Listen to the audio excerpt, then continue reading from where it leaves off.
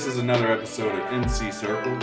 I have my reoccurring guest here at this point, Benni Bolivar, aka Benji, aka Teach. AKA Mink Bless the Pleasant. AKA Benji said it. What's up, guys? Mink Bless the Pleasant is my Wu name. Your Wu name? Yeah. Okay. You ever went on the Wu-Tang name generator? No, I haven't. I feel like every rapper should. I think I probably should. Like, like Childish, that's how Childish Gambino got his name. Yeah, I heard it was some kind of generator. I didn't know it was a Wu-Tang Yeah, there's generator. an actual Wu-Tang name generator. I'm going to look that up right now. We're going to take it on this podcast. Hell yeah. Yeah, no, mine's Mink Bless the Pleasant. And so, if you go on my Instagram, it'll say Mink Bless the Pleasant. And everybody's just like, who the hell is Mink Bless the Pleasant? So, while I'm doing this, you mentioned off camera about this theory you had about how the devil is in all music. Or Yeah. how did you phrase it? Basically, all art. All art. All art. Okay. Is in essence satanic. Okay. All right. Now, I don't mean for this to sound like religious. Mm-hmm. All right. So let me just explain the whole thing, and then we'll go from there. Okay. So basically, you need to understand that a big part of the theory of this is kind of based on when Jesus fasted. He fasted for 40 days and 40 nights, right? And I always ask people, like, why did he fast? Mm-hmm. Right. Answer: he fasted specifically to go see the devil. Right. Like the way it says it in the Bible is that the Spirit led him to the wilderness to go fast to be tempted. Right. So the idea behind that, the last time I was on here, I think I had been fasting for 9 days. Yeah. Right. So that was crazy to me. Right.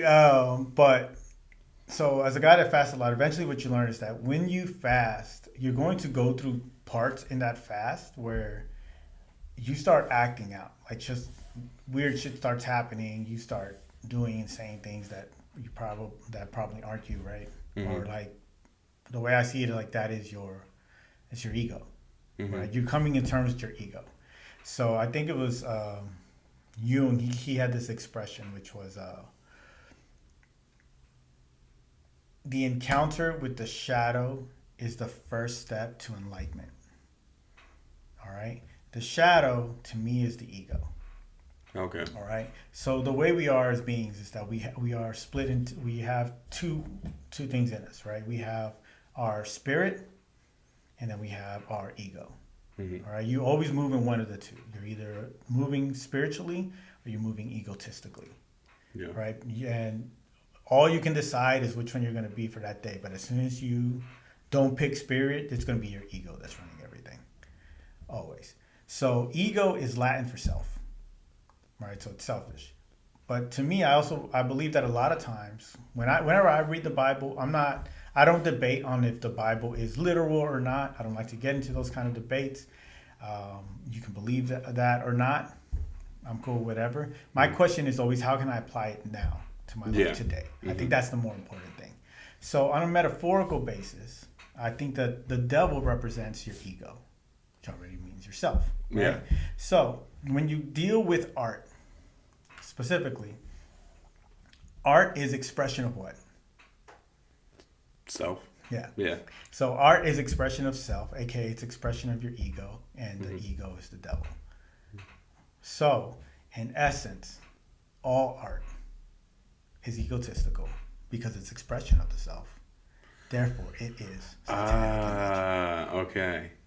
And even to top on, to add to that, when they talk about the number 666, do you know what that really stands for? Yeah, so it's like man times 3 essentially. Yeah. Yeah.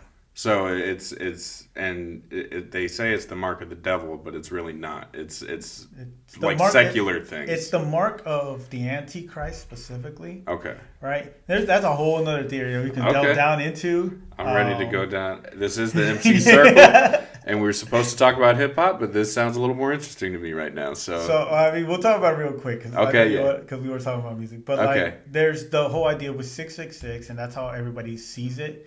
And what they need to understand is that it was translated in that Mm-hmm. way. When you look at it in its original language, it's not like the same symbol three times. It's a Mm-hmm. very specific symbol. And if you look at the symbol of what's it called?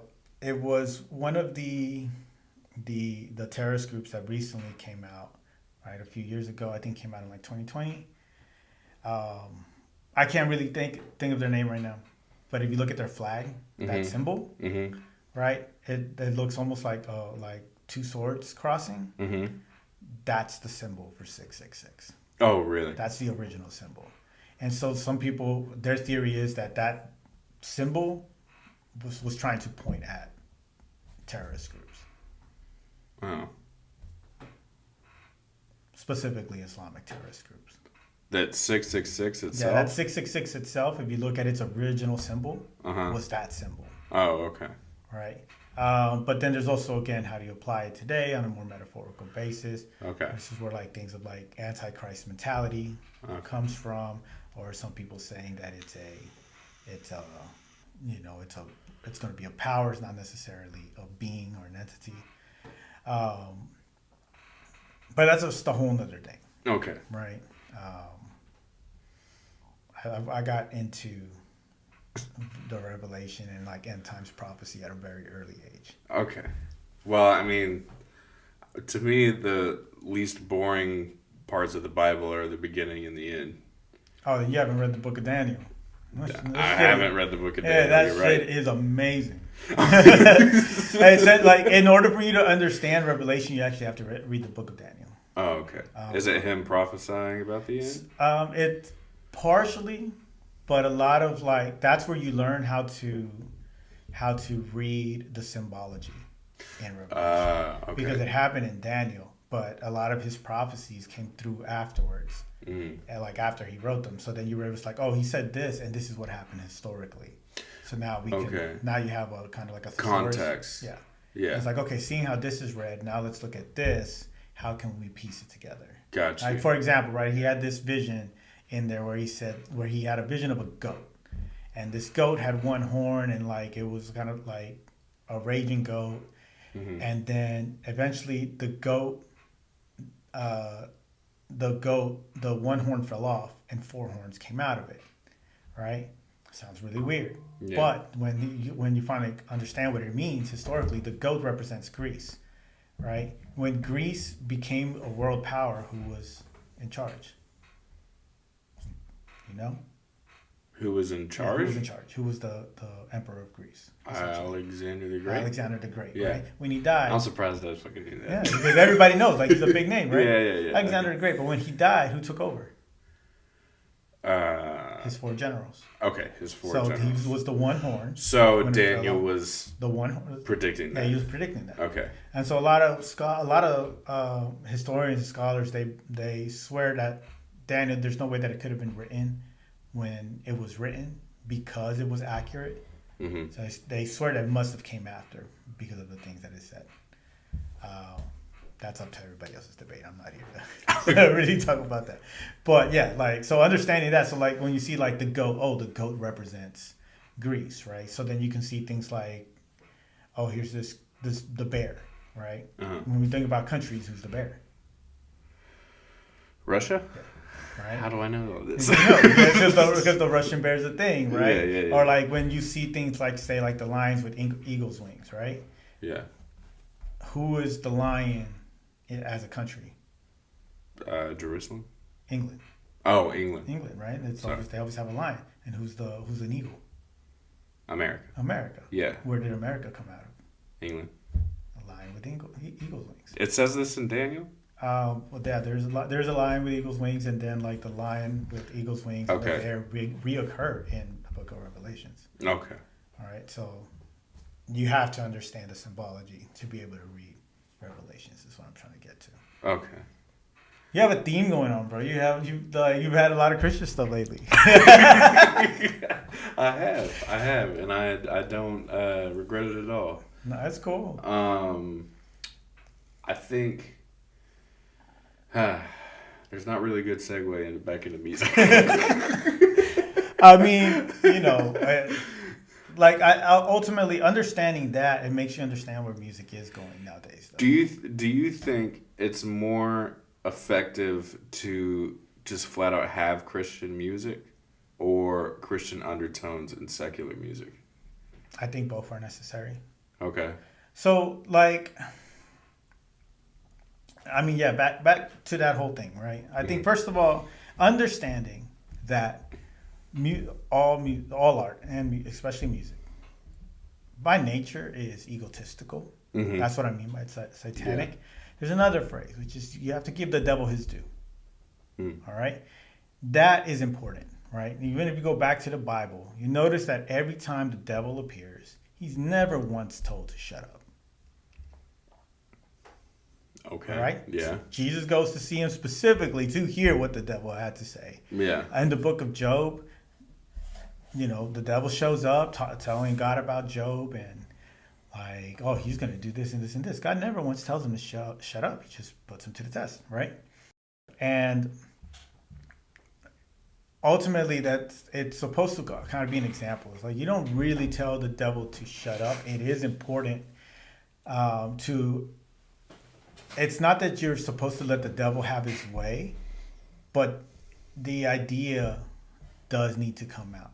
A lot of times people try to bottle everything up and it becomes a problem, right? Because when you bottle things up, you'll eventually explode, Yeah. right? So you have to let these things out in a productive way, ultimately. And so music in a sense, or art in a sense, allows you to express that part of you, aka the shadow, aka the devil, aka Satan, aka the ego, in a productive manner.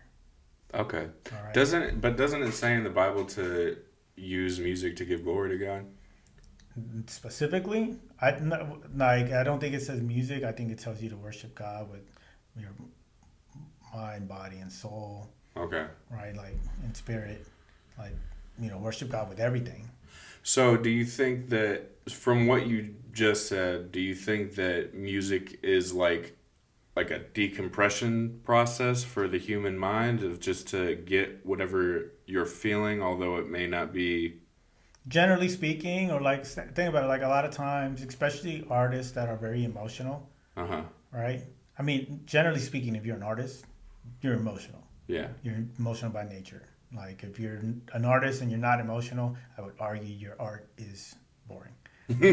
Yeah. Okay. You're emotional by nature. I will argue that you're probably one of those guys or girls that generally talks about that you deal with depression a lot, or anxiety a lot, or you might have anger issues. Like, regardless, they're all emotions, and you're dealing with emotions on a very regular basis. So Yeah. they're always the best artists. You don't really find somebody that's incredibly logical, right, and emotionless. That's a good artist. That's fair. Right, like it's a big thing. So I've seen examples of that. Yeah. Yeah, and you're just kind of like, it's all right, you know. That's just what it is. Some people do appreciate it. It doesn't mean that it's bad. On a very technical level, it might actually be very good. Yeah. Right, but there's something that's always missing, and it's the soul of it. Putting your heart right? into it. The heart into it, right? Putting yourself into it. Yeah. Like, kind of needs to go in there, and it is important for that. I've always said this about art. Art is meant to do one of three things, right? It's either supposed to get you to contemplate. It's either going to make you feel sympathy, or if you're a really, really good artist, it's going to make you feel empathy. Specifically, that's the hardest one to do. All right, it's very easy to get to somebody to contemplate. Right. I think this is why a lot of people like, say, for example, Nas or Tupac a lot, because he will talk and he will make you think. Yeah. That's contemplation. And you're like, oh wow, like, I never thought about that before. Art that invokes thought. Yeah. Okay. Right. Then sympathy is like, Brenda's Got a Baby has a lot of that. It makes you feel sympathy. Yeah. Right. But empathy, like, let me make you feel what I feel. Right. That's hard. It's really hard. And sometimes artists that do that only do it on like one or two songs. It's hard for them to repeat it. Yeah. I'll give you an example of one that maybe does it very well. You ever heard Dance with the Devil by Immortal Technique? Yes. that feeling you have at the end, Mm-hmm. that's the point. It's to make you feel that. You have, I guess, in the shock involved with finding out that revelation at the end of the song, you're feeling what the character is feeling. Which I don't know if that's a real story or not. But Like the way he was told, it was like it's true in the sense that this shit happens. Is how he said it. okay. But that was the point of it, is to make you feel that. Yeah. Horrorcore as a genre, like good horrorcore, was meant to make you feel a certain way. Yeah. Right? There's bad horrorcore, which was like, oh, let me just talk about like scary shit. And Yeah. I really didn't feel anything. It was just like, oh, it's gruesome. Mm-hmm. Right? But good horrorcore makes you feel something. Another example is like Kim. Mm-hmm. Right? Like you like if you're really paying attention and like getting into You it, feel that. part of you feels kind of like disgusted. Yeah. That's kind of the point. Horrorcore like is usually my favorite ones to talk about these things, but there's other songs that also make you feel a certain What way. comes to mind when you're talking about this is that I think it's newer. It's not his latest album, but Kendrick's song where he's fighting with his girlfriend or something like that. Yeah. That's I what think comes to it was, mind is where I kind of like I was in that moment when listening to that song. Yeah, and that one, same thing. It's very artistic. That entire album, in reality, was very artistic in Yeah. that nature. And again, what makes it artistic is that it makes you do one of those three. Every song in there is going to make you do one of those three, Yeah. right? Because he also had that song where he's talking about like his auntie, who's a guy now, right? Like it's gonna for sure. He's trying to make you contemplate about the subject, right? Have some sympathy towards his aunt Yeah. and like what's going on.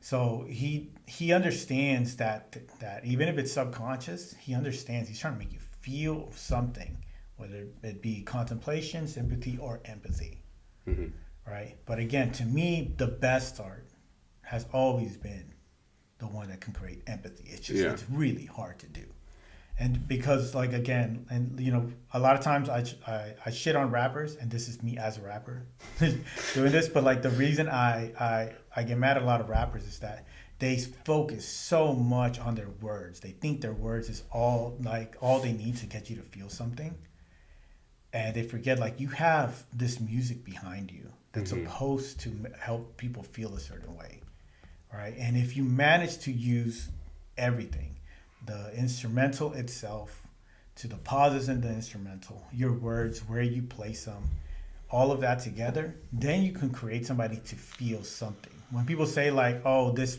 I'm trying to create an experience, that's what you're supposed to be doing. If you're expecting your words by themselves to do that, like you have no idea how good you have to be. And if you're not studying poets, you're not going to be that good. Yeah. That's just the fact of the matter, you know. I think, oddly enough, I think the person that comes to mind when you're talking about all that is NF.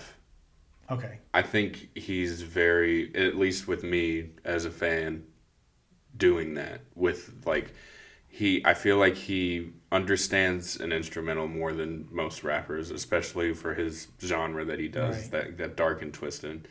And I think he plays to it so well that you'll end up feeling what, like, I don't know if you heard that one song where it's like he does it from the perspective of a woman who's in a grocery store and it gets robbed. No, I'm not gonna lie. I don't really listen to NF like that. And I don't honestly. I don't. I'm sure there's a reason for that. No, there really isn't. There really isn't. No, wow. There really isn't. I just people have told me about him. I remember one time he came into town and everybody I knew was like, "Oh yeah, we want to go see NF." I'm like, what the fuck is NF? That's all it was. He just kind of made it past my radar, and I've heard some stuff. Essentially, and this is not to talk shit. I swear it's not to talk shit. Okay. He's white boy rap. Shit talking coming in. He's white boy rap. He really is. Okay. And on the sense of structure and sonically, that's what he is. Fair. Right? But that doesn't mean he's bad. Mm-hmm. Okay? Like that's not what I mean. But like white rappers have this very specific thing that they do. And it is the way that they rap, for one. But if you listen to their beats, they almost always do the same thing. When you like, if you think about a typical rap song, right? What's the most hype part, the verse or the chorus? All right, ask the question again so I can When give you you a think good about a answer. typical rap song, what is the most hyped part? The hook. The hook, Yeah. right? Now, if you listen to a white boy rap song, it's the opposite.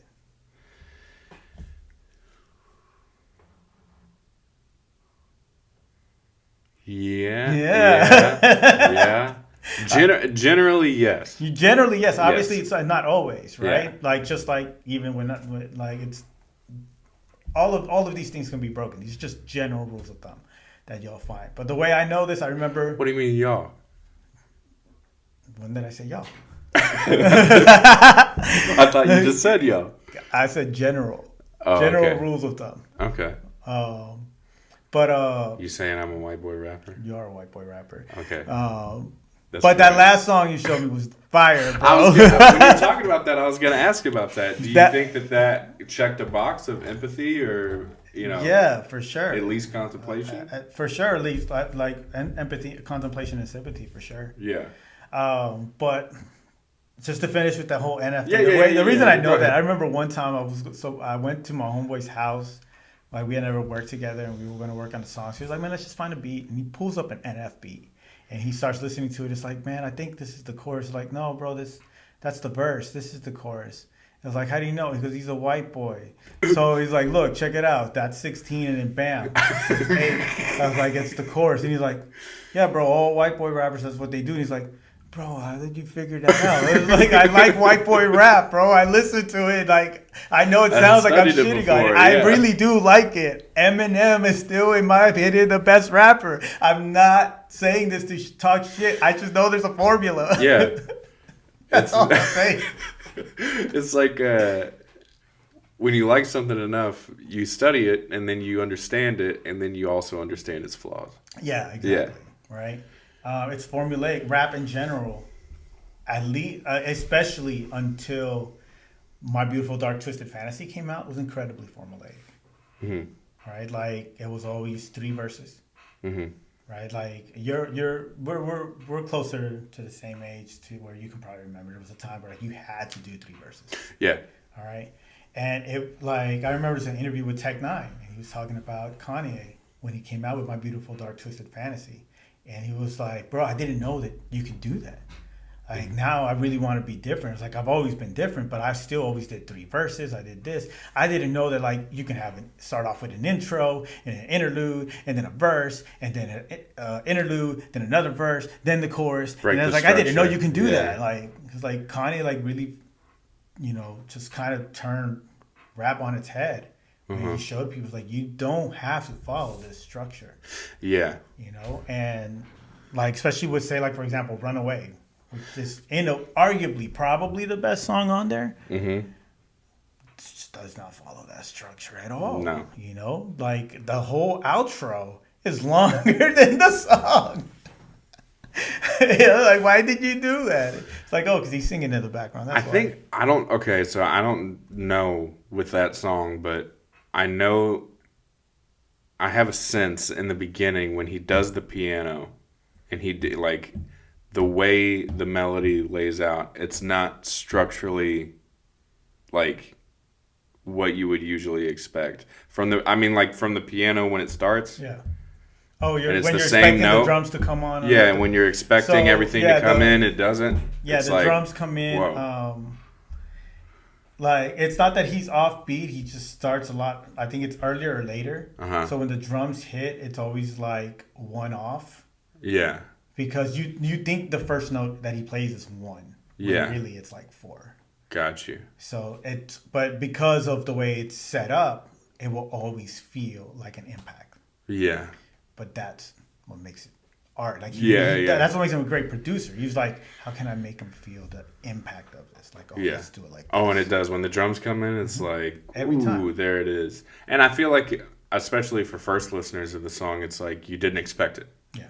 So, and even 3 or 4th time hearing it, you still kind of don't expect Yeah, it. because it's so long, it's enough time for your body to like forget. Yeah. It's already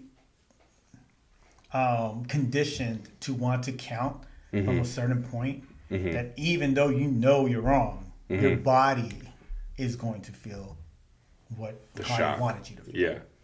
And that's great production. That's an art to that. Yeah. And everything in there, like he just did so much, right? Like all of the lights, the way that he kind of put all of that together. Isn't it like featuring like 10 different famous people for the hook? Everybody. Like Drake's on the hook. Drake is on the hook? Drake is on the hook. Elton John is on the hook. Alicia Keys. Is Rihanna on there? Everybody's on the hook. Is it like a choir of famous voices? Yeah. That's crazy.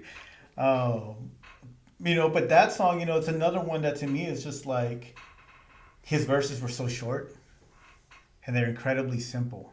But when you really break them down, he's saying a lot. Yeah. Right. Actually, I was thinking about this on the way over here. Kind of like about, again, like bars and like just like lyricists in general, right? Because there was a conversation I was having with Relly not too long ago, and specifically about how different people, their hierarchy of what makes lyricism. I think we might have talked about it before too. I don't think a lot though. Right. So it was about like, for some people, and this is kind of when I first started rapping, this was like my priority was like substance. Specifically, are you saying something meaningful? Yeah. Or philosophical or something like that, right? The guys that really put like Pac and Nas up there. I was one of those. And so for those guys, like especially again me, like in high school, guys like Wayne in the beginning, we hated him. Because there wasn't a lot of substance. Exactly. It wasn't substance. But it was later on that I learned like, oh, this is lyrical. It's just the priority's different. For him, it was the punchlines. But then you find out that there's a whole group of people that for them, that's what makes you lyrical. It's the punchlines. Yeah. Right? Then there's a whole group of people that for them, it's the vocabulary. Like that is a whole thing. There are people out there that for them, it's just like, why aren't they using big words? Why aren't they, he repeated a word. Oh, he's whack, right? Like I'm learning to care less about that now. Yeah, I remember growing up like that. I remember one time I repeated a word and one dude says like, you repeated that word, bro. I made a big deal out of it. And I was like, bro, what the fuck? You can't even write a hook. Yeah. Fuck out of here. But, like, again, we put a big emphasis on like all of these different priorities. And I started to think about it, like, man, we really, as rappers, focus so much on our words, but sometimes we say so much and yet say so little. And I started to try to get better at it. I still don't even think I'm the best because I've had to work harder to do less. Because I used to be a fast rapper. And so my goal when I first like really learned bars was I need to write 32 bars because I'm going to spit it in double time, which makes it 16 bars. 16 bars, yeah. Right? So, like, I'm really, really trying to say a lot, right? And then I started like, man, why is it that, like, an R&B singer, all right, or a rock singer, they can say 6 bars and words are elongated. So, really, they said a quarter, if not like a tenth of what I said. And at the end, you still get a lot out of it, right? This is why like certain songs just like have lasted the test of time, like, and when you realize you can say a lot more with less. I think that right there is exactly what I'm learning right now. Well, what I have been learning the past year, and that's why I'm so behind on who's coming out now in hip hop, because I'm going to like 60s music and trying to study that instead of what's new. Right. Yeah. And I think that's great. Like the one that made me really understand a lot of what I've been saying today. That song Can't Take My Eyes Off of You. You're just too good to be true. Like can't take my eyes off of you. You're just too good to be. That one. Yeah, that one. I love you, baby. Yeah, there you go. It's quite that one. Yeah. I remember I had to like break that one down for a class one time. So I was teaching production, and we were breaking down like all the things that like a good pop production would have. Mm-hmm. This one girl, she decided to like, hey, this is gonna be my song the whole semester. Yeah. So we just started breaking down, and like, I really, really had to get into this song because of it, right? Just like listening to it, and by the end, I was like, bro, there is so much going on in this song. Yeah. But the guy says very little. Mm-hmm. In fact, he repeats I think he repeats the verse 2 or 3 times. Oh, really? Like, it's not a different verse. He just repeats the verse. So then, but if you hear the song, there's actually a whole story going on. Really? Yeah. But people only listen to the lyrics. If you've been trained to only listen to the lyrics, you don't understand. There's a whole scene. Do you mean like in the instruments, there's a change in vibe and different verses and stuff? Yeah. Okay. Everything. So the whole scene, like, I'll even break it down, like, so people can go back and check this out later. Yes. Right? But when, so the main character, the narrator, he's the main character, right? Yeah. Everything's from his perspective. When he comes in, when he starts, basically the way it kind of starts is that, like the way I envision it, at least, it's like he walks into a store, Mm-hmm. and then he sees this girl, and then all of a sudden he's like, I can't take my eyes off of you, and he's like singing to her, but like not directly to her, like he hasn't even like met in his her own head. in his own head, and he's kind of like following her around, Mm-hmm. like, oh damn, like who the fuck is this, right? And then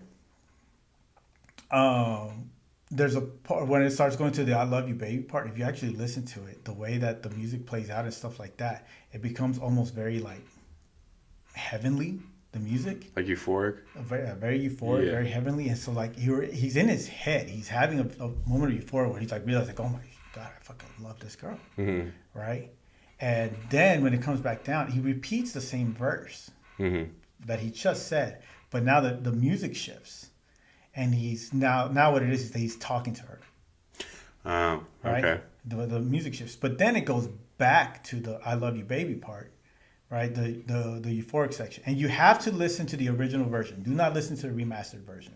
The remastered version actually fucked up the song, Oh, wow. right? Because they fade out the music, and you're not supposed to. Because the way that the music ends is that he's singing I love you baby, so let me love you, and the last notes hangs there. It actually doesn't go back to home.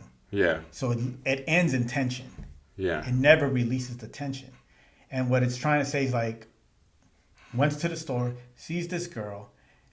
In his head, he starts like, oh my God, I love you. He's following her around. Then he reaches euphoria and realizes, I love her. I really love this girl.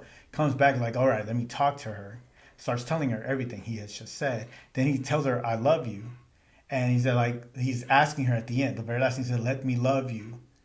And then it just ends. And the reason it did that is supposed to be a cliffhanger. Now we're waiting for her response. Got you.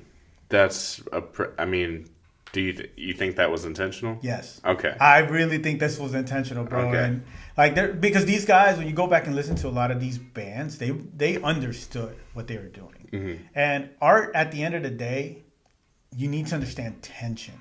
Mm-hmm. This is why a lot of modern art fails, right? Or modern probably isn't the best word, but a lot of guys, especially rappers that are still very independent, like they don't have musicians behind them helping them out, they don't understand tension.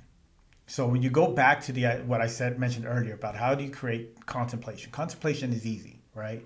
It's like Inception, right? If I tell you don't think about this, you're gonna think about it. Mm-hmm. That's contemplation. Understanding that, you can play around with that a little bit, right? Sympathy, they're like, oh, like I went through this and this happened to me and this happened to this. You're trying to create sympathy. But once you start trying to create empathy, like really, really good art, you need to create tension and you need to learn how to release it, right? So just get out of music for a minute, right? Like think about the best horror movies. They have a lot of tension. They have a lot of it, but they know how to release it. Mm-hmm. It's when do they build it up, when do they release it? This is why like a lot of modern horror movies suck, because they just rely on jump scares now. But you know when they're gonna come, you hear the music, like, oh, I know the tension, I know then this is going to show up, and you're ready for it now. Mm-hmm. So what I've told people is like, if you really don't understand tension, go watch Antichrist. Is it a horror film? So the director Lars von Trier, he that was the only genre that it would fit under. It wasn't meant to be a horror movie. It's just it doesn't fit under any other genre. Mm.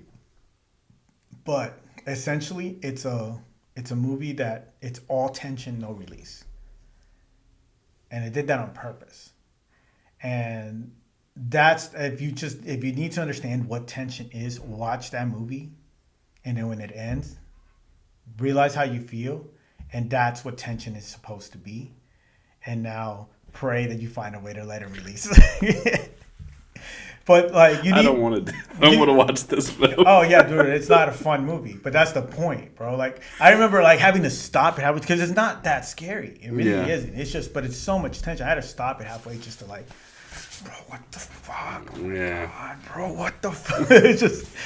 It's all tension, you know. So, but if you don't understand tension, you're not gonna create the art that you're trying to make. And so this is where like even as a rapper, right? Let's say like really all you know is lyrics. But if you want to make them more impactful, learn how to start building tension in your lyrics. Yeah. This is where things like space can come into play. Or if you start like say MF Doom was great at this, right? Like he'll start a rhyme scheme and then he says a phrase that in your head you already know the Makes phrase. you think it's gonna go along with the rhyme scheme, Right. and then it And doesn't. he switches it, Yeah. right? That's him playing with tension. Yeah.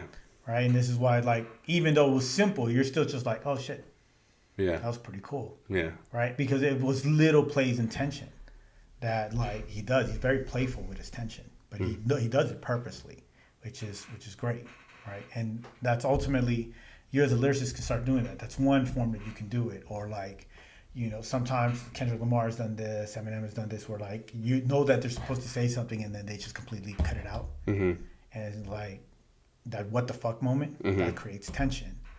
Or where's the story gonna go? What's happening? All of these things, right? Or how are you saying something? Are you building something up? I remember there was one song that I heard. It was from Busy Bone. I think it was called "Letter to Lazy," and it was three verses, but all verses were the same verse. But he changed how he said them, like as far as intensity on all three verses. And so you don't catch that they're different verses at first. Yeah. Because they all feel different, right? Yeah. So that's another play in tension. And it's just all of those little things are things that like if all you want to do is rap, but you really want to be the best, you have to learn how to create tension and release it with your lyrics. Again, specifically like, and that's with the rhythm and things like that too, because that's what makes you different. Is that you're a rapper, therefore you are also a musician. And if you don't see yourself as a musician, then why the fuck are you rapping?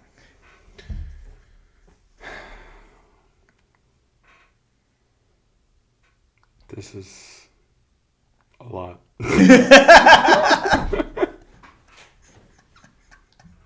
This is a lot. I'm sorry. Oh man, it's all good. You knew It's what just you a were big doing when download. you brought me on. You knew what you were doing. I was thinking we can have a conversation and maybe y'all can learn something, but no more. It's more like we're having a conversation and I'm like back in school. I'm sorry.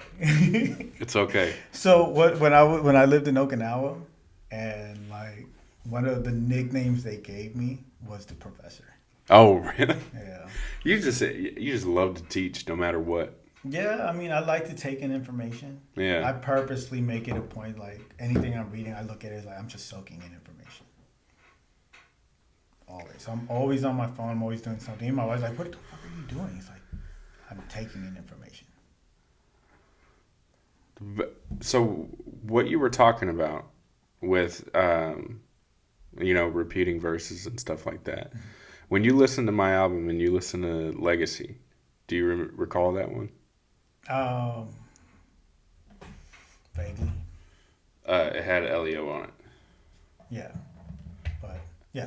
I did the same verse backwards on the that's second dope. verse. You didn't catch that? You didn't catch that at all? I didn't catch that. No. That's dope. But yeah, I didn't catch that. That's awesome. I'm glad I asked. I will go back and check that out, bro. That's actually pretty dope. No, I'm gonna check it out. Okay, cool. So why? Why did you do that? Why did well? It was kind of like that song was like a victory lap. Like I feel like I did really good on that album. Like I felt really good about it for the first time. I finished a whole project, and I was like, and I didn't. I kind of just sat on it for a while because I was learning not to be so hasty with my release. Okay. So I sat on it for a while, and I was like, man, this is just. I really like this album. And like usually that feeling fades after a while. Right. If it's not good, you just think it's good at the time you're making it, but then you like end up regretting it, right? So I just felt really good about it, and then I had the concept for doing a song like backwards, like with the same verse but backwards, but I put it at the end of the album because I was like, this is, this will make it like and even the lyrics in it is like a victory lap after the whole album goes. It's like I finally did it. I did Yeah. something, I got you. good. And so I wanted to like really just experiment and do something new. Oh, yeah. And I was inspired by Old Dirty Bastard. Okay. Because I really thought you were gonna say "Reverse" by Nas, but no, Old Dirty Bastard. I came up with this idea on my own. I know it's been done before me, but I wasn't inspired of putting the verse backwards by somebody. Old Dirty Bastard did Shimmy Shimmy Yo, right. and it's basically the same verse twice. Okay. So I was like, okay, well, I don't want to do the exact same verse twice, so let me flip it around and see if there is like, if I can do that with this verse. Okay. So what ended up happening is like it doesn't go all the way through the verse as much as I wanted it to, but it does give like it all makes sense and it does give like most of the lines a different meaning. Okay. So I mean, if you hear something when you listen back to it and you're like, "Oh, that was fucking genius," it was probably an accident. I'm gonna go back and check it out. Bro. I'm gonna tell you like, bro, that shit was whack. No, I'm gonna check it out. That shit was dope. It Yeah, was dope. It was yeah. really dope. Right, but like Um, those are the things that ultimately, like you got, like learning how to play with things like that. Can people take something a different way? yeah, All of that's like again, just ways to play with tension. And the hmm best lyricists, after a while, they start to get that. You yeah, know, it's like, oh, I am kind of writing for other people. yeah. You know, You like have to have that. You have to stay true to your art. It is self-expression, but you have to understand that to some level. Like this is going to be presented to other people, so how can I do the best for them as well as me? right. Yeah, You know, and then eventually I was like, if you have a fan base, it's like what do the fans kind of expect of me, right? yeah. Like all of those things are actually important.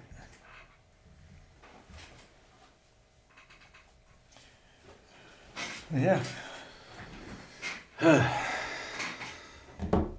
This died. I'm a little pissed off. I'm sorry. It's okay. I'll forgive you in time.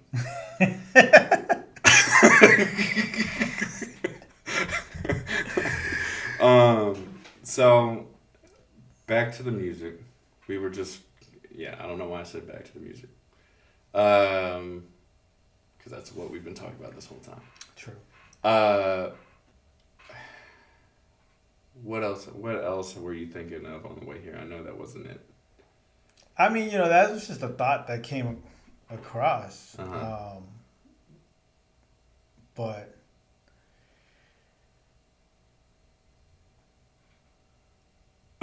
I don't know. See, now you put me on the spot. I don't know, bro. See, it's weird because I think people think that I plan to say shit. I Oh, don't. really? I really do just talk and It like, really just crosses your mind, and you're like, "Let me give this to somebody." yeah, right. Like if I don't talk about it right then and there, here later, I'm not gonna remember unless it's like I consciously made that thought like, oh, I need to say this or something like that. I'm kind of just talk. What do you think? What decade had the richest music? Richest, Yeah, like in your opinion, like is it like dad rock? Is it 60s? Is it so it's hard for me to answer. yeah. It is hard. Because for one, I really love the Motown era. That is a good era. All right. I'm a big fan of the Funk Brothers. Do you know who the Funk Brothers are? I might, but I don't know them by name. That's for sure. And so that is their legacy. That is the problem. We've heard all their music, and you just had no idea. Probably. All right. That's what I'm thinking when you So said that. like, Ain't No Mountain High. Okay, yeah, I know that They one. were the ones that actually did the music for that. The Okay. brothers just sang that. What's it called? Heard It Through the Grapevines. That's a good one. That's Almost a all the gem. Motown stuff, right? Like Papa was a Rolling Stone. Um,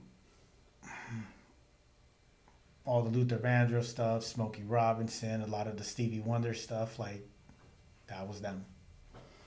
Just they didn't get. So, would you props. say that that's your favorite Um, time? that or the '80s probably. 80s, really? I love the '80s. Love the '80s. What genre of music in the 80s do you gravitate I to? love the '80s. When everyone was on cocaine. Really, that's '70s. Wrong. What were they on in the 80s? Oh, Every decade has its poison. that was the '80s was the crack epidemic.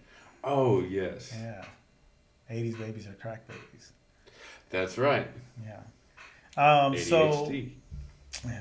So you gotta something that's really important about like the '80s is like how many genres were in the '80s.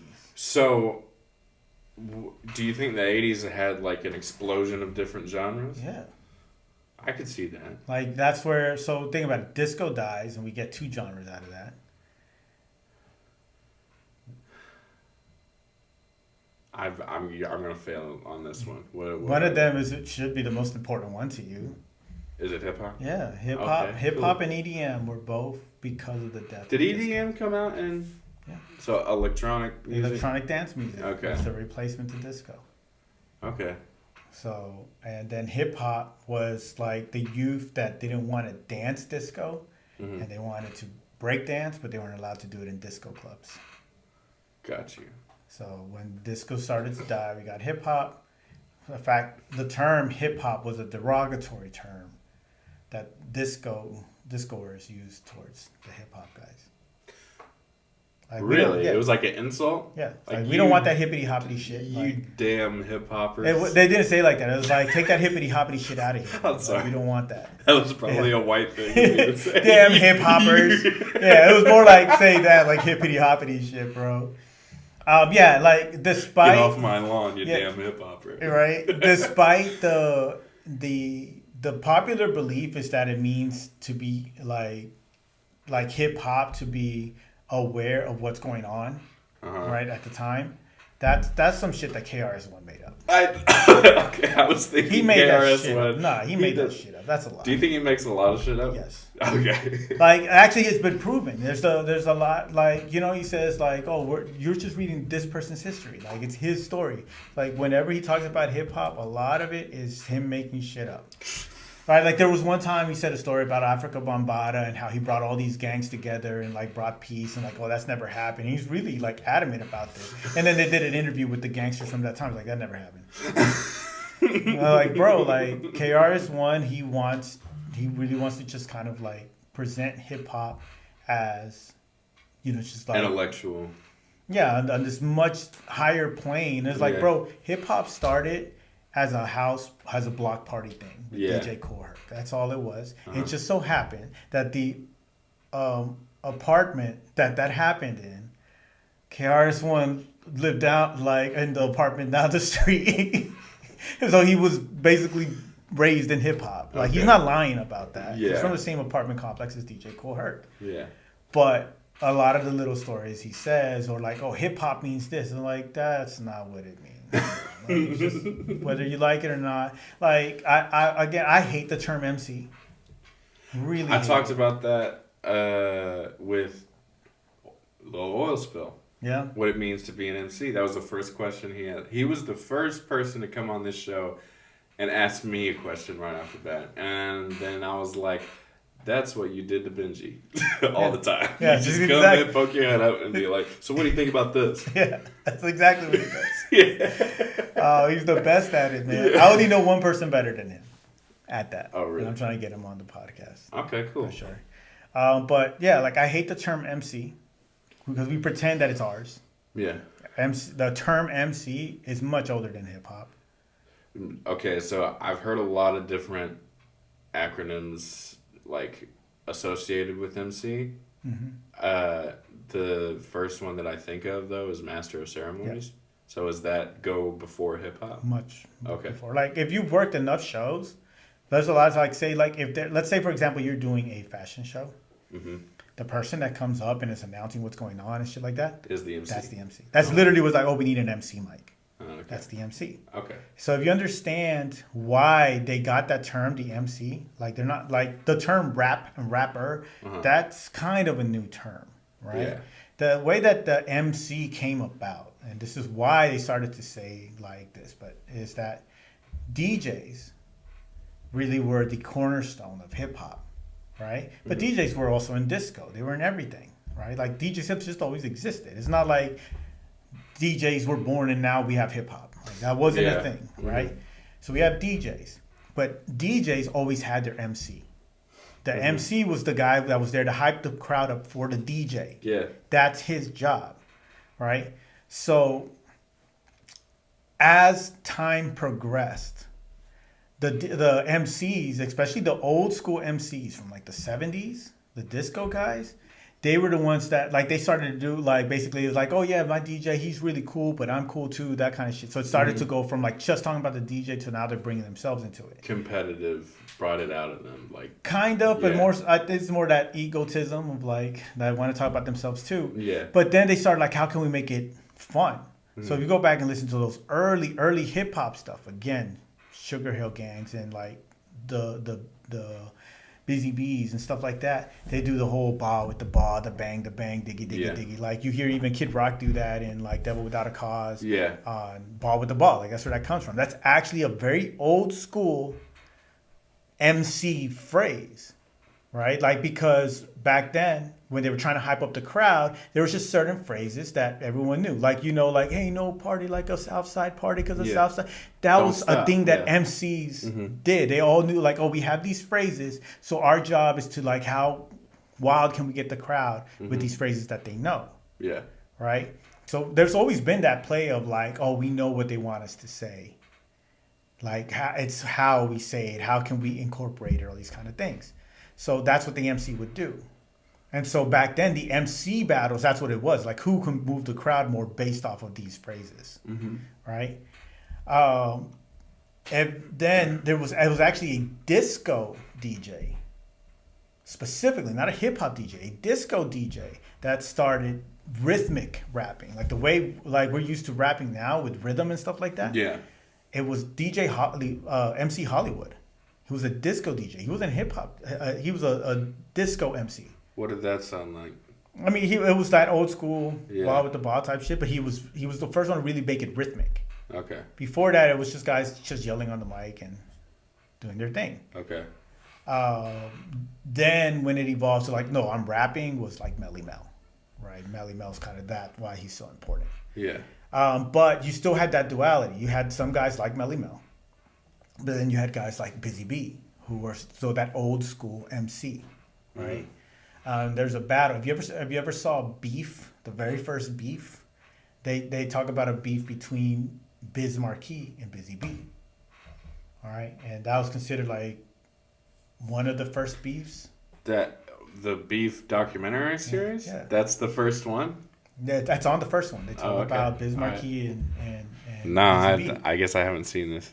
And what's funny about it is that what it was is that there was supposed to be a battle. Busy Bee was kind of like the top guy at the time. Mm-hmm. He was that old school ball with the ball, the bang type of MC.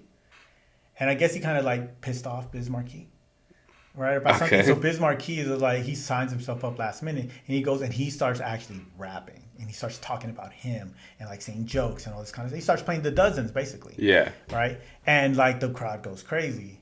And so he ends up winning. Now, this is something that I will give KRS-One because he talked about it. He said, like, the reason that moment in hip hop history is important is because Biz Markie won by actually rapping. Mm-hmm. If Busy B would have won today, we would still be doing Ball with the Ball Bang because that's what the people wanted. But Yeah. they realized, oh shit, this is dope. Yeah. Let's do more of that. Yeah. Right. So Biz Markie is important to us for that. He wasn't just because, girl, you got what I need. It wasn't just because of that. Like the dude And an actually incredible changed. beatboxer as well. Yeah, but he changed the rapper's place Yeah. in hip hop forever. That's pretty of crazy. You know, like obviously there's so many other guys that like just did so many things. You know, Casanova Fly was a big one. A lot of people should know this by now, right? But like Big Bank Hank, the second verse on Rapper's Delight, he stole that whole verse from Casanova Fly. Mm-hmm. A lot of people should know that. Did you know that? No. Okay. So like I had no idea. So I mean, if you really listen to that verse, he doesn't even say his name. He says Cassnova. The rest is Fly. Casanova Fly. He's spelling out Casanova. He just steals the whole verse verbatim from Casanova Fly. That's why years later, Casanova Fly makes a song called Casanova's Revenge. Mm. Right. But like say, Rapper's Delight, that was important too. A lot of people don't know why that. Like. A lot of people didn't consider that hip hop. It really is disco. You just go back and listen to it because it's disco MCs. Yeah. But that song, no one in New York wanted to do it. Like that was just a thing. Nobody wanted to do. Those guys are from Jersey, right? Like nobody wanted to do it because like they were trying. The record label wanted to make a hip hop album or a hip hop song, but they wanted. The way they were going about it, at that time the hip hop guys didn't want to record records. Early hip hop guys are actually anti-records. They wanted it to stay underground. It's like the early jazz guys, and the early punk guys. They didn't want to record shit. They didn't want to go mainstream. Yeah, it was just all battles. Mm-hmm. But they recorded this record. They convinced some guys to do it, but no DJs wanted to touch it either. That's why it's called Rapper's Delight. No, they're saying it's like we don't need the DJ. And again, the cornerstone in the beginning was the DJ. Rapper's Delight was the first time rappers said, you know what, we don't even need the DJ. So as a rapper, we actually owe a lot to that song because that was the first radio topping hip hop song. Or chart topping hip hop song. Right? We never had a song on the hip hop charts. We never had a hip hop song on the charts until Rapper's Delight. Do you find it interesting that hip hop, how it's evolved from where it began, is kind of like a sped up version of what music was going towards anyway? Like, let me explain. Like, so you had a band, right? And they played music. And before, there was like rock stars and all of this stuff. It wasn't about the lead singer, but once there was rock stars and stuff like that, it usually ended up about the main singer. Right? Mm-hmm. Like that's the star. That's what everyone wanted to see. If you replace that guy, it's fucked. Right. But like all of that happened, I feel like slowly over decades, you know? But hip hop coming in the 80s started with the DJ, which would be essentially the band, right? And then so quickly compared to the other, decades, it becomes more and more about the rapper. And then I don't even need a DJ. And then I think really in reality it went about the same. I think just a lot of times where it's very easy for people that are in hip hop to look at hip hop as its own thing. Mm-hmm. But when they look at the other genres, even though they know there's other genres, mm-hmm. they lump them all together. Because say for example, with rock, right? Mm-hmm. Rock really kind of came to us with like the Beatles. It wasn't too long afterwards that we get like the Rolling Stones and Yeah. the Jimi Hendrix Experience and stuff like that. And like, oh no, we're here to see this guy, right? And yes, we love the band, but we're here to see this guy. Yeah. Or like the Doors, right? Like we talk about Jim Morrison all the time. Mm-hmm. He is the Doors. Yeah. Right. And actually, I would say like even the Beatles to a certain extent was doing that already, because once they broke up, like it was kind of weird, because it was you could see that there was a clash between who's the star. Is it John Lennon? Is it Paul McCartney? Paul McCartney. Who do you think was the star I think of the Beatles? I think really the best, as far as like showman, would have been Mm-hmm. John Lennon, but I think he's also very overrated. Okay. Like he was a rich kid with money, bro. Like it's not like he was that talented, right? He could barely sing. You think Paul McCartney was the real artist? All the other Beatles were. All the other All the Beatles. other Beatles were for sure. Because the guitar player, I forget his name. I know there's Ringo. There's Ringo, but see, like guys that have really gone back to like study Ringo.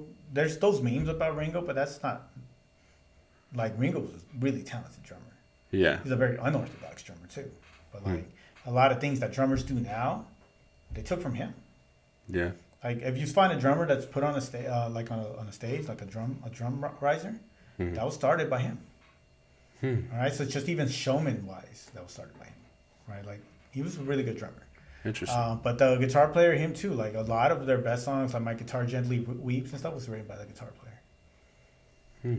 Right, but then like Paul McCartney, they were all geniuses in their own right, honestly. I look at the music that Paul McCartney came out with after, and that's all that I know as far as the rest go.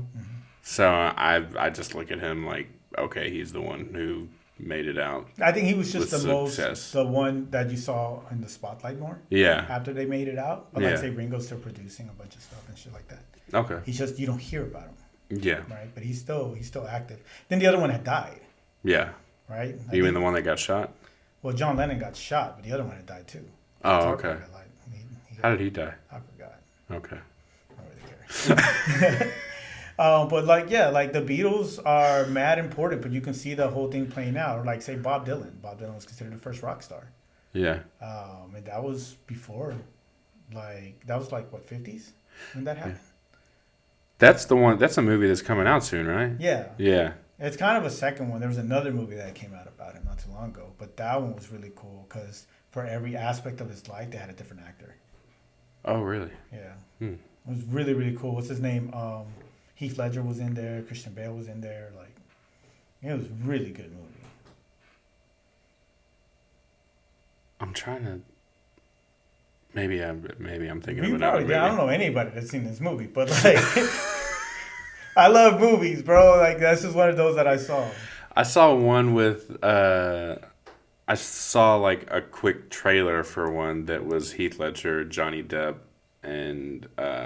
The Imaginarium of Dr. Parnassus. Yes. That's not the movie I'm talking about, but Yeah. that one was a good one. That's too. why I shut the fuck up. So that was Heath Ledger's last movie, Okay. and he had finished filming all his scenes in a certain part, and in order to finish the movie, these other actors, to include Johnny Depp and Colin Farrell and one other guy, for these other scenes where he's specifically in the Imaginarium of Dr. Parnassus, Yeah. they played his character. Got you. That's all it was. Oh, okay. But this other one, they're all just playing a different aspect of Bob Dylan. Got you. So, but that was a very At a different age, right? different age, or just like Bob Dylan, he was a very, I don't want to necessarily use this word, but it's the only one that comes to mind, mysterious figure. Yeah. In that, like, he was really young, but his music sounded really old. He there's a time in his life where he was almost very religious or spiritual, and then there's another time where it's almost very political, and there's another time where it was like his drug phase, and so it was almost like he was just different people. Yeah. Right. So that's what they played on. Yeah. Okay. Like there was like when they were playing on like his music specifically and what it sounded, they actually had a little boy playing him, even though he's already an adult when it came out. But it's like this one kid. Like, I guess to make you feel like what everyone else felt. So you have this one, like, young kid talking about working on the railroad. And I was like, bro, like, people haven't worked on the railroad in, like, 20 years. What are you talking about? But he sounded right. It's like he believed it in everything. And it's like must be how people felt about Bob Dylan. Right? It's that kind of idea. Of, he's that enigma. That's the perception of him, how mysterious he was. Yeah. Okay. So, it's just a really cool movie in that sense. And I mean, like when you really start to think about it, all the rock stars, they're all an enigma in their own sense. Like they're all a character, right? Like Snoop Dogg, like that's a character. It's definitely a character, right? Like when I finally started hearing, like there was an interview with like Pharrell where he's talking about, it's like, oh, if you've never seen these guys, like they actually can turn it off, and they're not that. I was like, what you saying? Like Snoop Dogg isn't that all the time? And he's like, I'm actually saying too much. I was like, what? I had no idea. I thought that this was him 24/7. I just thought that's who he was.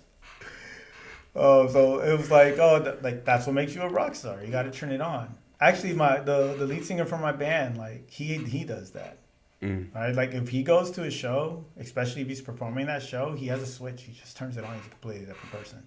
Really? And like it's work for him. Is he the lead singer? Mm-hmm. Okay, yeah. And he says, I hate it, bro. It's work. I hate it. I really hate it.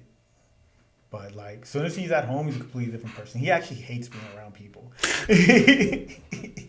He gets very anxious. I can relate. But he knows how to turn it on. Where you would think like he just loves everybody and loves being around people. But it's because he's a good frontman. Yeah. Really good frontman, honestly. I think for some people, I feel like it's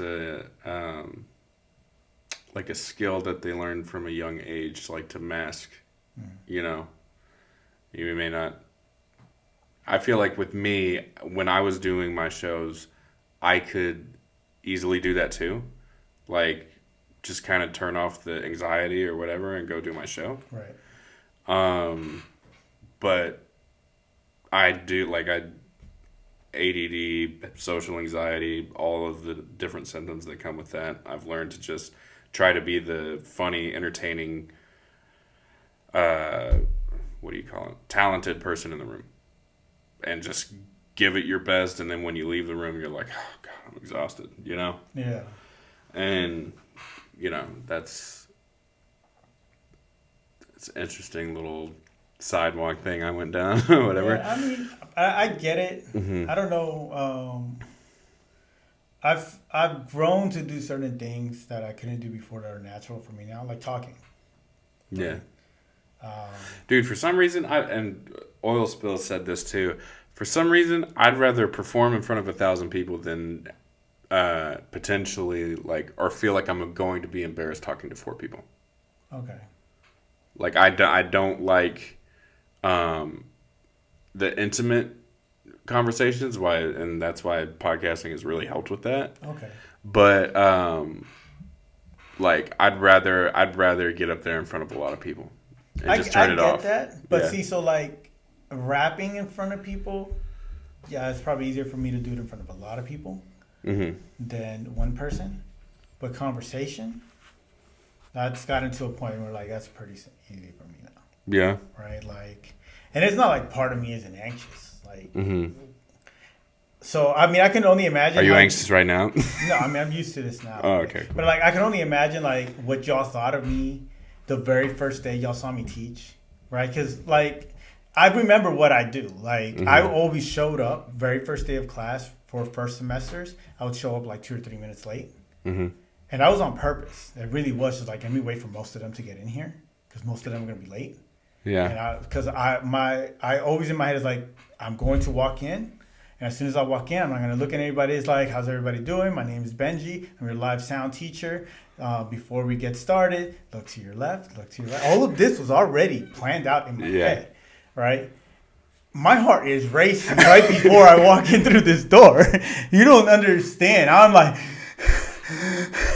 but then That's I walk really in. hard to imagine. Exactly. Like in y'all, like in y'all's head, y'all probably like, oh yeah, like he doesn't care. My heart is pounding, right? Like I'm. Hold on. All right, everybody. It is like, yeah, that's really what it was. I think a part of me was intimidated by you. Not surprised. At least those first couple of lessons, and then I heard you. No, there you were talking to Relly, and y'all started talking about hip hop, and then I said something, and both of y'all agreed with it, and I was like, okay. For some reason, for some reason, if I can like just level with people, I feel like there's some kind of like false connection in my perception to where it's like. Man, all right, I'm a little bit safer than I was. Yeah, I don't even remember what you said. We were talking about Nas.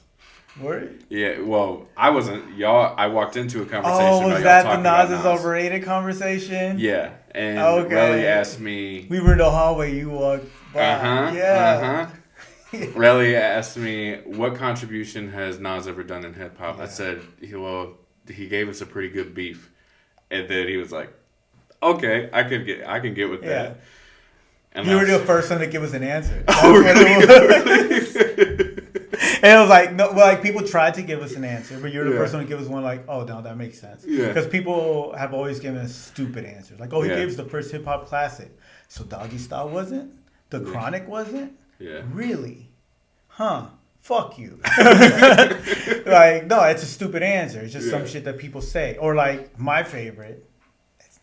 Yeah. He was like, it's more like when we talk about Rakim, but it's like, oh, he was Nas before there was Nas. Like, again, what the fuck does that mean? Like, people, it's almost like they're told they have to like Nas, but they don't know why. Yeah. And again, this is not to say that he's not good. He's one of the best to ever do it. For sure. All right. But I feel like Nas is one to be studied, but not entertaining. I guess I can see that. Yeah. Yeah. Like I said, and I'm not trying to talk shit about Nas, all right? Yeah. You rap lyrics around me all day. It's just, again, like to me he's a little overrated as far as like when people start talking about like, oh, the Mount Rushmore of hip hop, because that was really the question that Relly was asking, right? Yeah. It's like these are our founding fathers. These are like the ones that really changed the face of hip hop, right? Or established it. And I just like, I don't feel like Nas is supposed to be on the Mount Rushmore. I don't feel that way. Right? Either. Like, I would put Melly Mel on there. Like, he's important. I would put Rakim on there.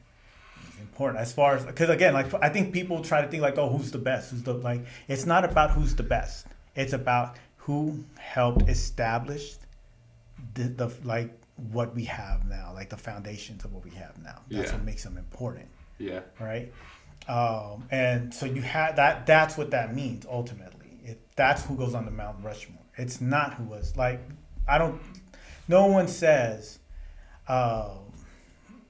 Abraham Lincoln was the best president we had. No one says that, but he's on our Mount Rushmore because there's certain things that he did that helped establish this country's moral foundation. Yeah. Right? That's why he's on there. Yeah. It's not that he's the best. It's that he did something that has forever changed how this country functions. All right? So why would Melly Mel be on there?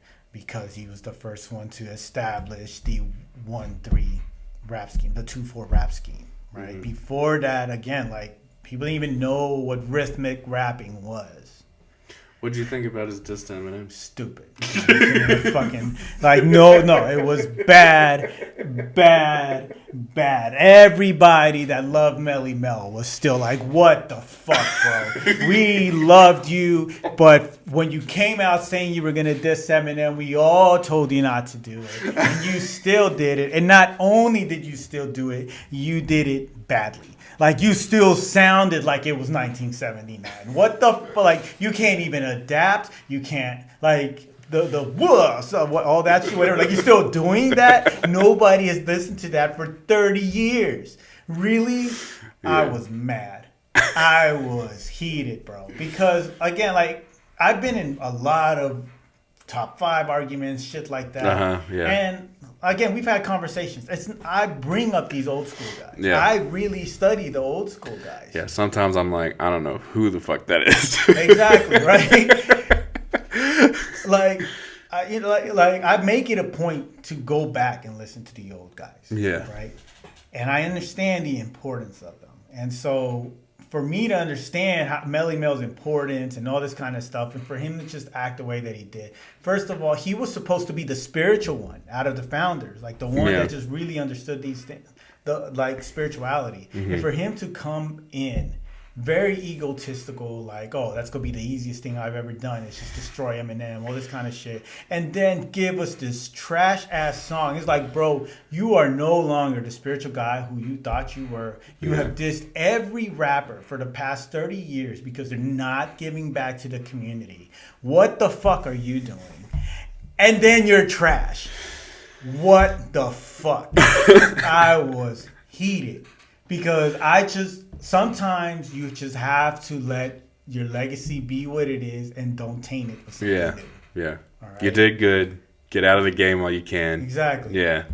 So he died the villain. That's what it is. He lived long enough to see himself become the villain. And it's not good, right? It's not good. So I was upset. Really fucking upset. That being said, I hold to what I said. He belongs on the Mount Rushmore. Okay. Because that's fair. It's not about being the best. It doesn't change what he's done for the layout of hip hop, the culture. Yeah. Like and specifically, I'm talking about the Mount Rushmore of rap. Yeah. Not the Mount Rushmore of hip hop. Okay. Yeah. Sorry. Things, right? Sorry. Melly Mel deserves to be on there. Rakim deserves to be on there. I would agree with that. Yeah. I would argue that Eminem should be on there. Mm-hmm. I would, for sure, 100%. You really think so? With how late he came? Everything changed after he came. Who's the fourth guy on there? Who would be the fourth guy? Mm-hmm. See, that's hard. I don't know. I think I would put Ice Cube.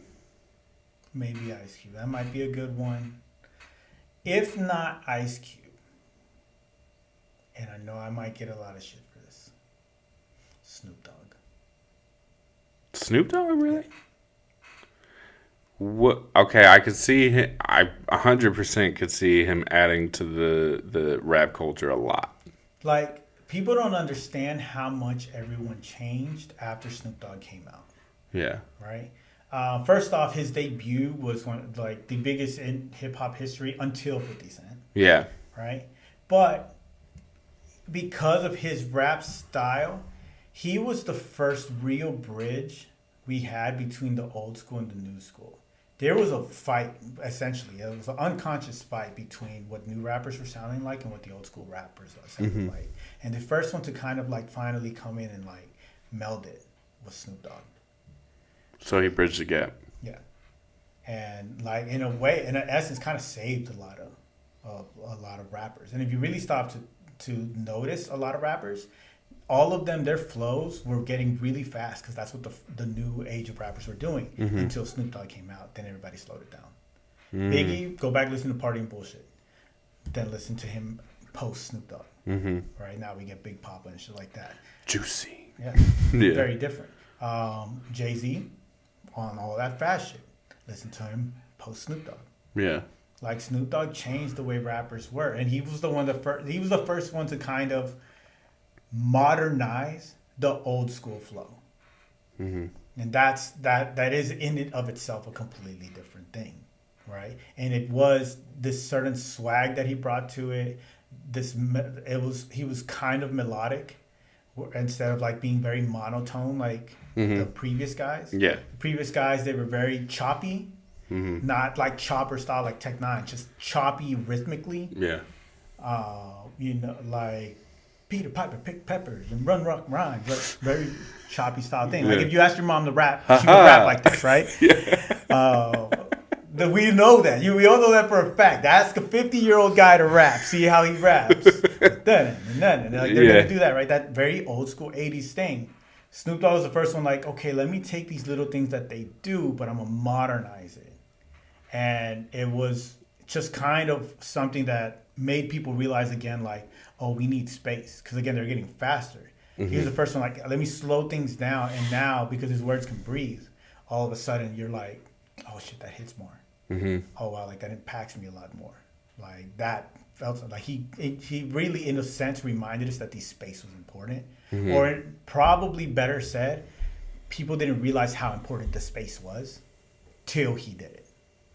Okay. Because we forgot the space. And again, like Bone Thugs was coming out, Dawes Effects, Chris Cross was doing a lot of the miggity shit and stuff like that. So when Snoop Dogg comes out and he's like 1, 2, 3, 2, 4, right? Like his ending bars because of the space just hit harder. Yeah. And it was like, yeah, these guys are saying a lot, and it's not like it's bad, but there's no room to let it hit you. Right? And actually, so yeah, that reminds me of a thing that I was thinking about on the way here, right? Which was... I knew he had something else. Again, it wasn't me trying to talk about it. But it was... Actually, no, it wasn't even on the way here. I was just at home. But I was thinking about, like, why is it that there's certain rappers that just are always considered, like, to be the most lyrical? And there's guys that... they've said some wilder shit, but they don't. And I realize when you look at certain rappers, especially if they have a tendency to rap faster, as opposed to guys like the Jay-Z's or the Lil Waynes, right? Mm-hmm. I'll talk about them first. Like the Jay-Z's and the Lil Waynes, when they give you a punchline, look at how they deliver it. You know it's slower. The punchline, yeah. Right? It's not even that it's slower. It's just it's set up in a way for you to know, oh, that's the punchline. Mm-hmm. But there's rappers out there because they're so focused on putting a lot together and like the rhyme schemes and all these things that the presentation of the punchline sometimes gets missed. And so they'll have this really dope punchline, but it's kind of like they skim over it to get to the next thing. Yeah. So in essence, think back to that Snoop Dogg thing. Like there was no place for it to breathe. And so when you look at a lot of these rappers that people are like, oh, bro, like just nobody doesn't like them. And like there are. It's just their presentation of it is better. Mm-hmm. Right? Like there's guys of the same caliber of punchlines, but they just punchline, punchline. And it hits. It hits. That is the point. Yeah. It makes the punchline hit as opposed to guys like an Andre 3000 or even like a Lupe Fiasco. They'll have some really off-the-wall punchlines, but they're not like... They don't blazing change. Right through it. Yeah, they'll just go straight to the next one. They're not like talking in a way and then they say the punchline like... To make it stand out. To make it stand out, yeah. Mm-hmm. Like, and that's goes back to, again, like, you need to know your audience. Or what are you trying to do? Maybe you want people to keep reading it and keep reading it. Like, yeah. Maybe that's who you are. I can tell you this, like when I started really taking my style into consideration, like what do I want to be? I was like, I want my shit to be essays. I actually said that to myself. I want to write whole essays. Meaning what? Like my verses, they're whole essays. Like I'm giving you a whole essay to read.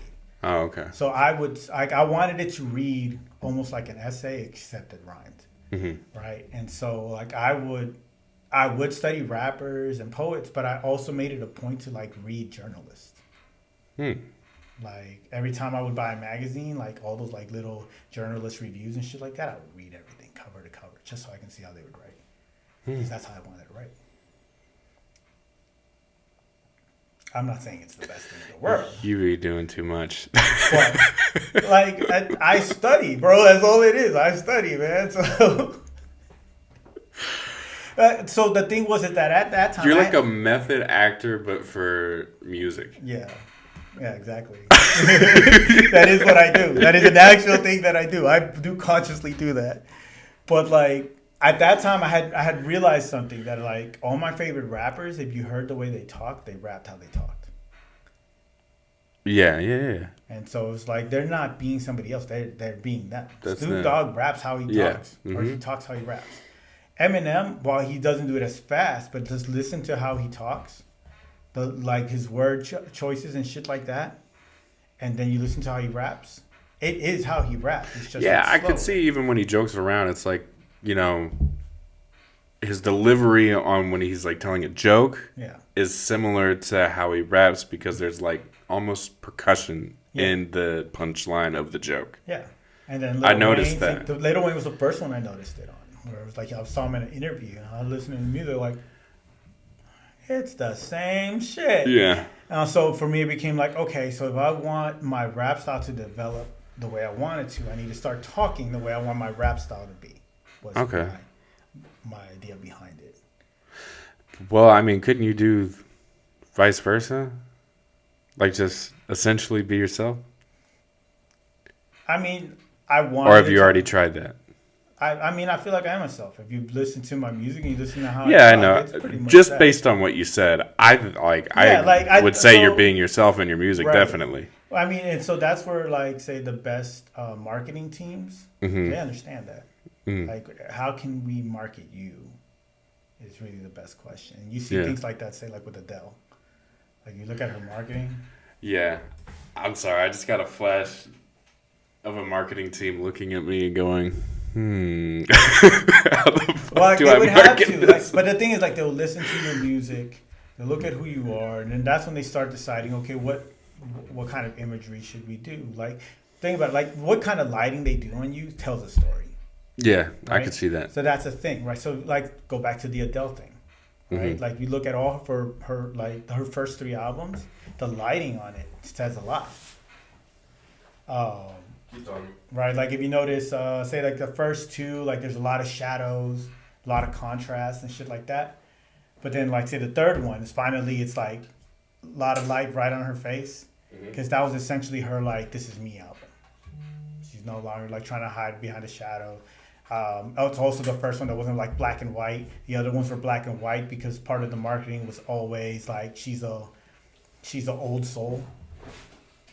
So the imagery was meant to kind of portray soulful, but also like it's black and white, like an older picture, all these kind of things. Okay. Like it's part of that imagery. Maybe. And that was the marketers also understanding. Like, look at the way she sings, look at the way that she writes. She's very young, but these are very older concepts and styles, and so they put it all together in a very beautiful way. So a good marketing team would be able to do that, and like they take all of it. It's not just what do you look like; it's all of it. Let's look at your music. Let's look at this, and let's put it all together in this design. You know, there's a lot. We really jumped through a lot of fucking subjects. I may not be as good as Oil Spill, but I can do it too. I appreciate it. Yeah. I appreciate it. Yeah. I think that's a good place to end. Cool. You're like, I had more, but fuck it. But bro, you ask anything, I'll keep going. Okay, there is one thing that I didn't. I feel like we never got back to. Okay. Was like the anxious conversation, and I forget exactly where it was going, but I know I had like a point. Do you think that is yeah, I lost it.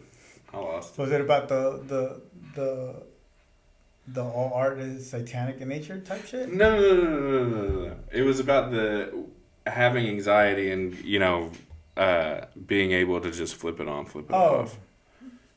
Okay. But I think it's gone. Okay. I think it's way too far gone. Even you forgot that we even talked about that. No, we did talk about that. But again, we went like. I'm not lying when I say I'm kind of just talking. These are all things that are in here. It's not like I haven't thought about them before, but I never plan out what I'm going to talk about. Yeah. Or say. It just comes out. I think it's beautiful. Thank you. I made it a point to make sure that I didn't cut this one off short. All right, I appreciate it. That was the only complaint people gave me on my last one. I know. Well, like we know you, Benji. We know you had a lot more. We know you had more to say. Like, yeah, I know. I'm sorry. It's what I do. Think about it, bro. I had to teach for 4 hours of class. I had to learn how to talk. Yeah, that's what I wanted to go back to, is the teaching. So you were really feeling anxious. Oh, yeah. for towards your students? Like what? It's like I'm introducing myself to people that don't know me. I don't know what the fuck they're gonna think about me. Like I don't know who they are. Like I might hate all of them. They might hate me. There might be a fight. Like I don't know what's gonna happen, and I don't know where this is gonna go. But fuck it. And I was also going to come around to that because I wanted to ask you, did I stand out as a student, or did I just kind of fade with the rest? I think in the beginning you were kind of in the background. Uh-huh. Like you stood out in probably ways that you didn't intend to, right? Yeah. Like obviously looks wise, you're gonna stand out in that room. Burn. Yeah, it is what it is. Oh shit! I mean, what do you want me to tell you, right? It's like saying, like, why do you think Brandon stood out at first? It was like you're blonde hair, like white kid, like in an audio media, in an audio recording art school. Yeah, like, What do you expect to accomplish here, right? Yeah. I think you stood out enough for me to remember you. I have students that You can't remember? I can't put a face to them anymore. You know, like I've really stopped to think back. It's like, man, like who was in this class? There's students that I remember because I hate them. Oh, I'm sure. So you got me. I'm sure you have a better memory of those guys than for sure. The ones you remember. There's the ones I really, really love, the ones I really, really hate. Then there's the ones that I liked, and then there's who are you? Right? Like that's kind of the order. And no, you ended up standing out more. Like partially, you stood out because you failed my class. Not a lot of people failed my class. Really? I mean, they at least got a 70. I think I had bad test anxiety in your class, and that was partially because you intimidated me. I'm sorry. So, which it's kind of crazy to think that you were just as nervous as probably I was. You know how they say snakes are just as scared of you as you are them. Not to call you a snake. I get it. You know, that can open up a whole nother conversation too. But like, I was nervous. I mean, I actually, obviously, after the first couple classes, I really wasn't as nervous. Yeah. You know, because like, okay, I kind of know who you are, and I think by the time your class came around, I had already even learned how to memorize everybody's name in the first class. Oh yeah. So it was. You know, I was more comfortable by this point, but that first impression, because I know impressions mean a lot, and like, you know, like you haven't been for all of them, but there was a lot of times I would do that speech and like dudes got pissed off. People really got pissed off because you gotta remember, like I'm there telling you, half of y'all ain't gonna graduate. Yeah, right? I remember that speech too. That's my first speech. I feel like one of them. That was my first speech every semester. Oh yeah. What you heard is what I told every semester. Was it true? Yeah, it was true. Yeah. Like every time, halfway through the semester, people would look like, wow, it really is only half of us. It's like, I've never lied to you. Always my response.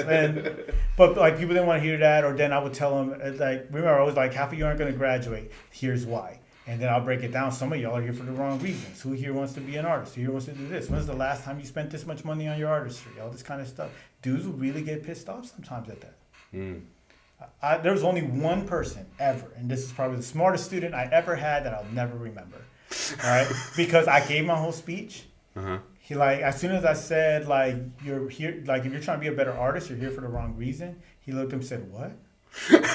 Then I sent everybody on break. He never came back.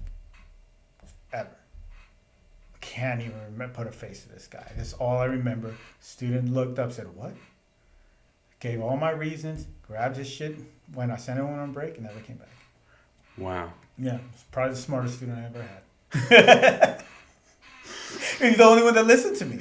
Legit was like, I'm in the wrong place. What the fuck am I? Like, let me save my money. Let me get out of here. I want to be a better artist. I ain't trying to be an engineer. Yeah. Right? But every student most students that leave recording school, because they're there for the wrong reason. Like, oh, I want to work on my artistry. I want to be in the studio. I want to do this. It's like, okay, why are you here? This is not an art school. It's not a rap school. It's not a, like, let me teach you how to make beats school. It's not, let me teach you how to write bars. No, it was not. Right? I did not know what I was doing. And I mean, I had students before that they were there for the right reasons, just with the wrong attitude. Yeah. Like one student, like, I loved and hated this guy, right? Yeah. Like, I remember he comes in because he had, I guess, an internship at his church, so he just thought he knew a lot. Yeah. And then the day I first day, I was like, okay, let me teach you about the power amps, the ins, this is the outs. He doesn't even come around. He just stays on his side, like, all right, I get it. I was like, okay. First lab fails. Like, what the fuck, bro? Like, you know how I talk. Yeah, like, yeah, what the fuck, bro? It's like, well, I just didn't know where anything was. Like, because you didn't fucking come over here and I was teaching it to you with the rest of the fucking class. Like, maybe if you get your head out your fucking ass and stop thinking you know everything, well, if you know everything, why the fuck are you here? Next time I'm teaching you. Like, I'm sorry. I was like, I kept reminding him of that for weeks. Weeks, bro. Why the fuck are you here?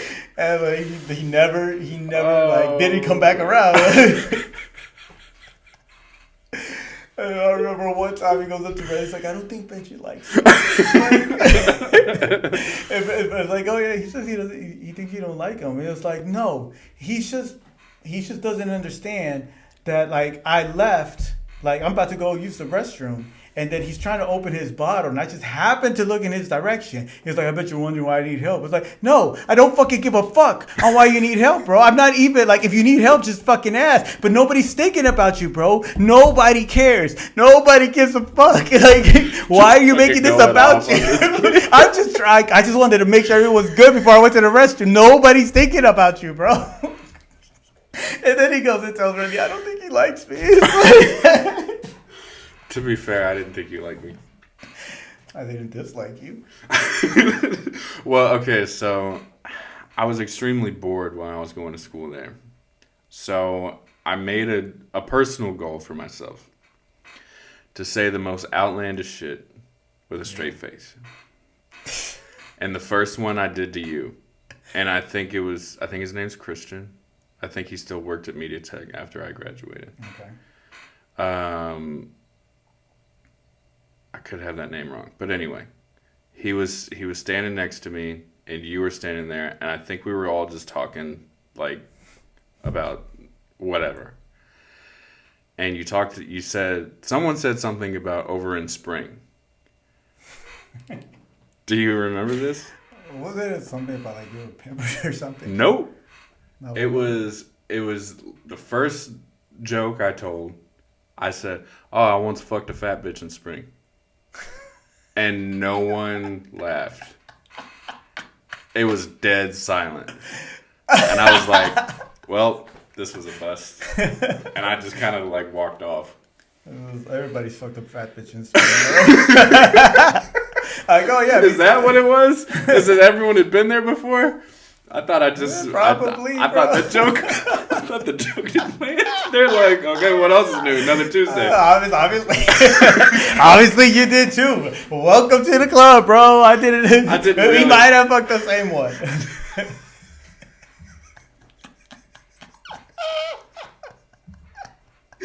Oh, I'm crying, dude. I'm fucking crying.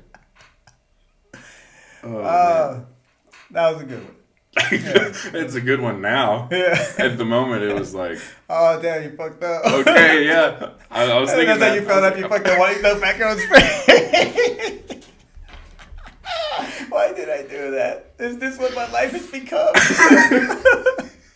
What am I gonna do with myself now? It was just the randomest thing I could think of. I've never fucked a fat bitch in spring. Too late now. You gotta own it. I guess I gotta own it. Shout out Chelsea. I just came for the name. That's always the name you give them, bro. It's always Chelsea. No, so I knew a Chelsea. I was in love with Chelsea. Oh, really? Yeah, I named my clarinet after her. What an odd thing to name. I did. Odd thing to name. Because I met her in band. Okay, all right.